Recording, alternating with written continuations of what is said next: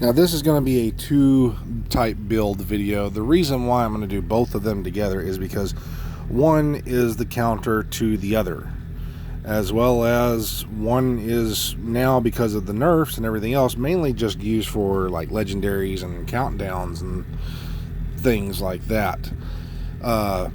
So one, which is system corruption, we're going to go over this one first. System corruption needs to have as much blue armor as possible to get the most damage out of it. Now, if you don't have a whole lot of blue armor, you're kind of getting screwed over. So we have to show the main ways to get the most blue armor out of it. And that's the only way you should be focusing to get that build set up. Now, Heartbreaker, on the other hand, that one can be built tons of different ways.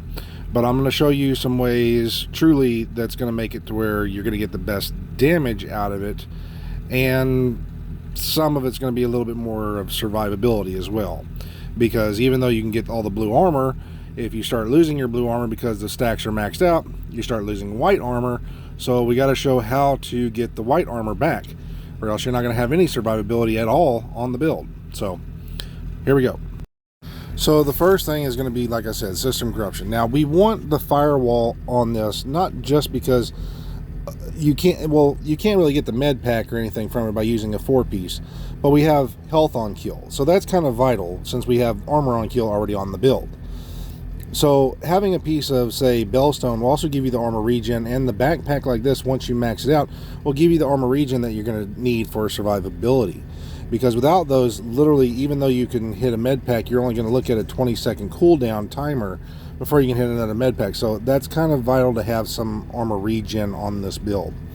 Now you can see we're sitting at 47% crit chance. Now you can trade the Bellstone if you can get the backpack maxed out and go to like a piece of Seska where you'll be at 57 and 146 for crit damage, if you want. Now again, the Memento backpack is the only main way to get the most armor besides using the system corruption backpack. But you don't have to use Intimidate. Now, you're going to get a lot of blue armor from your tags from the Memento, so you can technically use Intimidate still if you wanted to. But because of the nerf, you can trade Intimidate out to, say, whatever talent you prefer. Unbreakable. You could go to something else.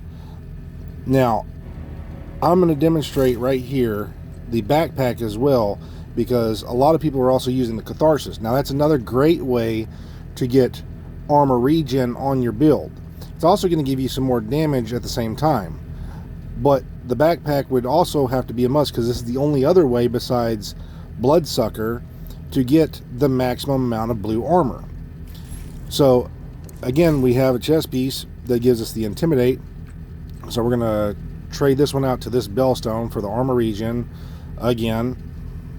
But again, as you can see, if you want to, that'll give you the armor regen to even help the Catharsis out. But as you can see, we have nothing. So when we hit that, we're only going to get it for X amount of time. So I'm also going to try to stack up the Catharsis by using this. But as you see, we're waiting and waiting and waiting. So that's another reason why, as you can see right here, we're waiting for all this armor to come back, and it's way too slow. So you want to have some type of armor regen on this build, and that's where a lot of people are getting mistaken. You can trade the damage for that to help this build out, because there's nothing else if you don't get the kill, and you have to wait 20 seconds for that med pack. So we're also going to get our stacks up, get a close target, and we'll see the damage.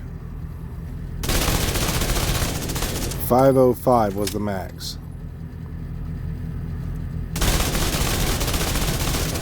And then again for 372 without any blue armor. So that's with Intimidate. So again, having 100% blue armor is going to help out, because without that you will never get at the very bottom for the talent and everything. You're not going to get anything. So as you can also see right here, we damage myself off. We get the good armor regen from the system corruption. So again, not a bad way to set this up. But again, you're lacking some severe survivability by using the backpack as well, versus, say, using one piece of Bellstone on here and not getting that armor regen. So you could use the Memento backpack to get that armor regen into it if you needed to for dire needs. And again, try to stack this thing out.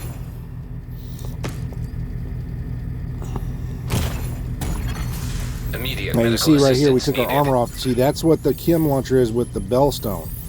And you see we get even better armor regen because we're also getting the 1%, which is going to give us even more. So honestly, you're better off with putting at least one piece of Bellstone on your build, because then you can get the med pack off if you need to in dire needs, and you also have the armor regen on there. Again, you don't need to have Intimidate. You can run Spotter if you wanted to. Now, another fun setup I've seen is doing this, because this here will also give you more blue armor. It also reload your stuff. So by doing so, you can keep the blue armor to keep the Intimidate going just by vaulting over things, or performing a cover to cover, which would reload your drawn weapon. So that's another neat and fun way to do so. Now, is it great? No, but it is neat. I saw it. It actually opened up my mind to a new alternative. You see, we still have the blue armor, the 100%, so we're still getting the extra damage out. But if we also wanted to get some more damage as we're running, we would vault over something or go cover to cover against a player, and boom, we would get some extra weapon damage out of it. So let's go demonstrate this out here in the open world. So as you can see right here, we got something to vault over. Let me get a running start. Boom, blue armor, just like that. Now, if you do one of those little crawl moves, you don't get anything. You see it went away. But as long as we're vaulting over stuff, we reload our weapon. We keep Lady of Death up and going. So vaulting over stuff really does help the build out. It keeps the blue armor there. So now we're going to get into the gear set that is countered by system corruption, and that is going to be Heartbreaker. Now again, with that type of system corruption, those aren't some bad setups. But again, to recap, you must have either the Memento backpack, the system corruption backpack, or a bloodsucker backpack to ever get the max amount of damage out of system corruption, because the more blue armor you have, the more damage you get. So using Adrenaline Rush does not help that build out, period. You will never see the max amount of damage by using Adrenaline Rush. So let's talk a little bit about Heartbreaker. Now, I've personally like Heartbreaker in Countdown, and that's about it. Not because of the nerfs and everything else, even though the nerf was not entirely needed, even though some parts were needed. It was mostly just if a player was 100% pulse resistance, that you shouldn't get any stacks off them. That was the only nerf I wanted to see, is just where someone was at 100%, they wouldn't get anything.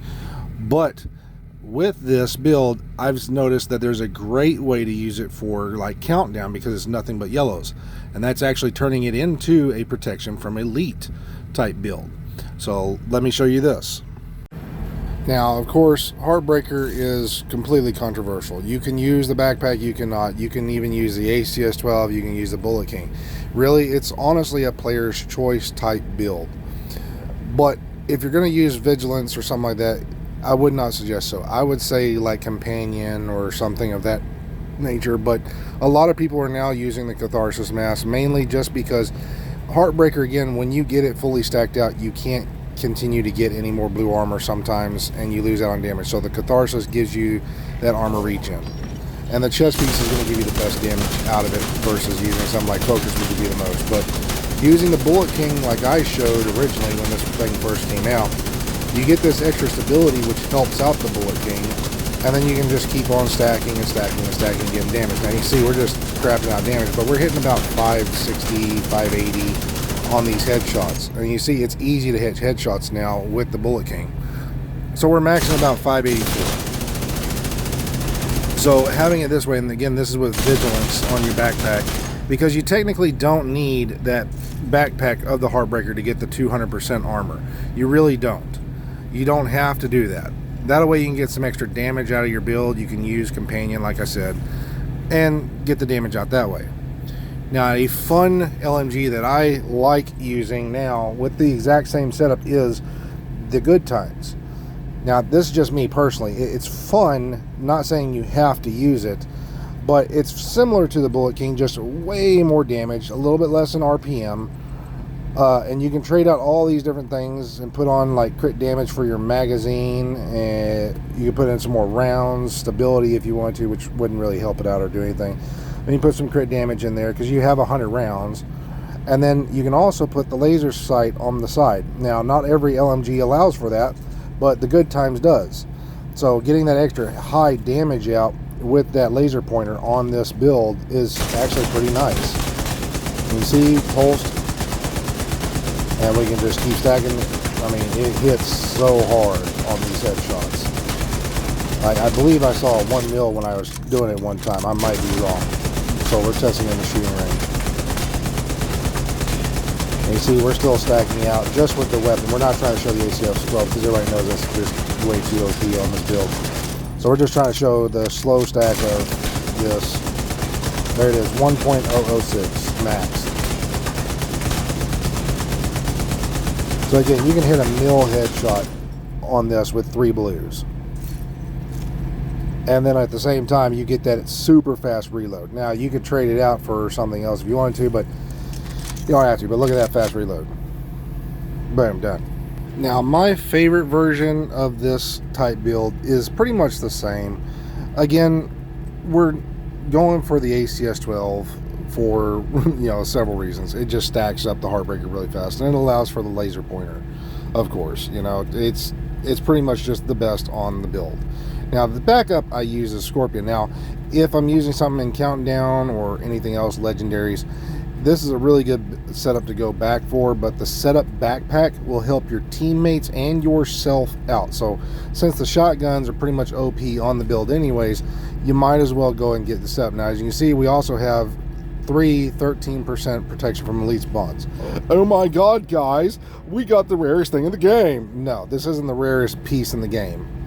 And I'll go over that one day once I find the rarest actual piece. But again, we got some crit chance in there, so we can get close to the 30 mark for the shotguns, because shotguns don't need a whole lot of crit chance for them to hit really hard versus the crit damage.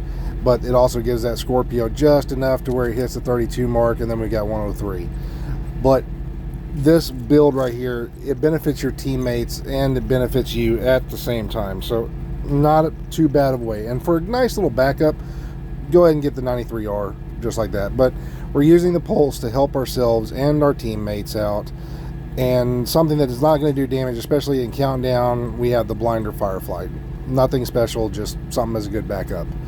But as you can also see, we're sitting at 39% protection from elites. So it's good to be just about here, no higher, because then you're just wasting stuff. Now again, there's other ways to run Heartbreaker. You don't have to run that backpack. You don't have to run that chest piece. If you wanted to run it a certain way, you can. Again, Heartbreaker is honestly just kind of right now a good all-around, hey, you want to build it whatever way you want kind of build. The chest piece will still give you the most damage next to, say, like Glass Cannon and Focus. So if you're going to run a 4-piece Heartbreaker, you're better off doing the chest piece. As for the backpack, you don't always need, because you have that great survivability, you don't need the backpack. The backpack, though, will give you 200% bonus armor if you really want to be that tanky type person. You don't have to run it, which gives you an option to do, like on some of mine, Vigilance, Companion, Wicked if you wanted to, the setup backpack. It allows you to get that extra damage out and still have the survivability. Now again, you don't have to run the Catharsis if you don't want to. You can put a piece of Heartbreaker right there and then run the Petrov gloves, the Overlord knee pads if you wanted to get the extra damage out. You can even use a chill out mask with crit damage on there and put an extra 13% protection from elite mods if you wanted to, and be even more survivable against elites. So Heartbreaker's an all-around type build.